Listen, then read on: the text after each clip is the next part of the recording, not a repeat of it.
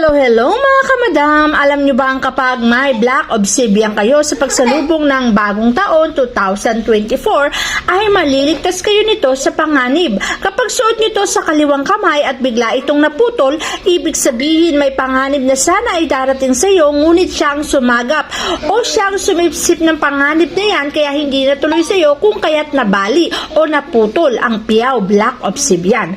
Ang Piyaw Black Obsidian ay nagbibigay din ng prosperity and abundance sa iyong buhay. Luck, prosperity, and abundance ang kayang ibigay ng Black Obsidian Piyaw. Kaya kapag ikaw ay may suot nito sa pagsalubong ng 2024, ang 2024 mo ay siksik at nag-uumapaw ang blessing, hindi mo mararanasang maubusan, masairan. Kaya isuot mo to sa kaliwang kamay at huwag mong babasain.